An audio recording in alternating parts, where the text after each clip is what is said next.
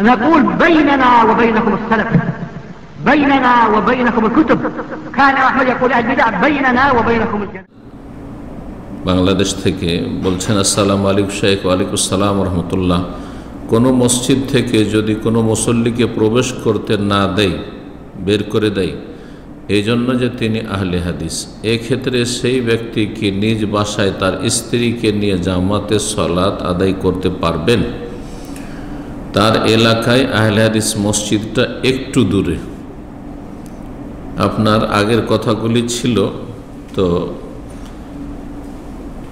তাতে মনে হচ্ছিল যে আপনার জন্য তো সুযোগ হতে পারে যে আপনি ঘরে জামাত করবেন, যেহেতু মসজিদ থেকে আপনি বহিষ্কৃত, মসজিদে ঢুকতে দিচ্ছে না বিদআতপন্থীরা।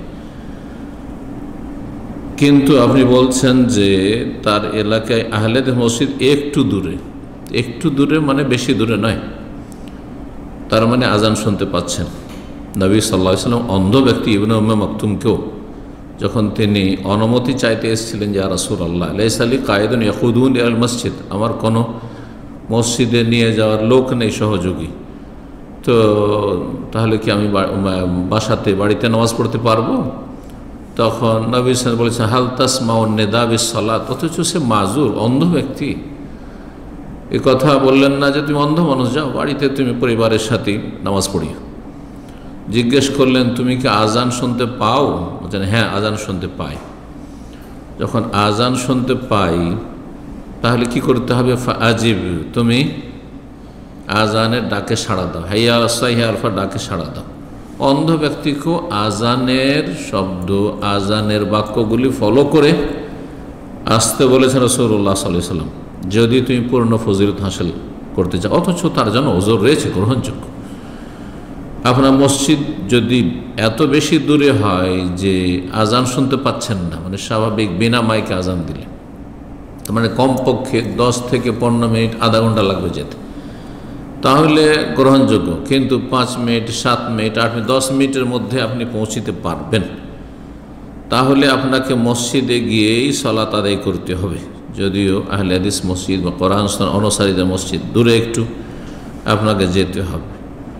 যখন দেখছেন যে আর জামাত পাবো না, যেতে পারবো না, হয়তো কোনো ওজরে বিলম্ব হয়ে গেছে, তখন ভিন্ন বিষয়, তখন আপনি বাসায় নিজের পরিবারের সদস্যদেরকে নিয়ে জামাত করবেন। কিন্তু আপনি বদঅভ্যাস বানিয়ে নেবেন যে আপনি বাসাতে জামাত করবেন সব সময়, যেহেতু একটু দূরে, এটা জায়েজ না, গুনাহ হবে আপনার, এবং শয়তান আপনাকে গোমরাহ করার সুযোগ পাবে। আল্লাহ হেদায়েত দান করুন। তারপরে যারা বিভিন্ন বেদাতে জড়িয়ে আছে, বড় শিরকি আকীদাই নেই, আল্লাহ ছাড়া অন্যকে ডাকে না, মাজার পূজারি নয়, কিন্তু বিভিন্ন বেদাত আছে, তারা যদি মসজিদে সুযোগ দেয় সালাত আদায় করা, তাহলে সালাত আদায় করবেন তাদের মসজিদে। কিছু কিছু সুন্নতে যদি বাধা দেয়, তো সেই সুন্নতগুলি আপাতত স্থগিত রেখেও জামাতে যাবেন, এটা বেশি ভালো হবে। সুন্নত এগুলি রফুল দেন সুন্নাত, যেটাতে তাদের গায়ের জ্বালা, আমিন জোরে বলা সুন্নাত, আর আপনার বলার সদিচ্ছা আছে যে সুযোগ পেলে বলবো, তাহলে আপনি আমিন জোরে না বলেও, রফুল দেন না করেও, বুকে হাত না বেঁধেও আপনি সেই সবগুলি পাবেন, সুন্নতের সব পাবেন।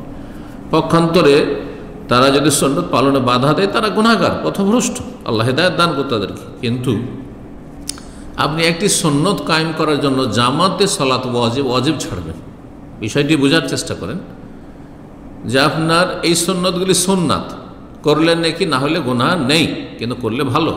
যারা করছে না সুন্নত জানার পরেও, তারা কিন্তু নেকিতে তাদের ঘাটতি হচ্ছে।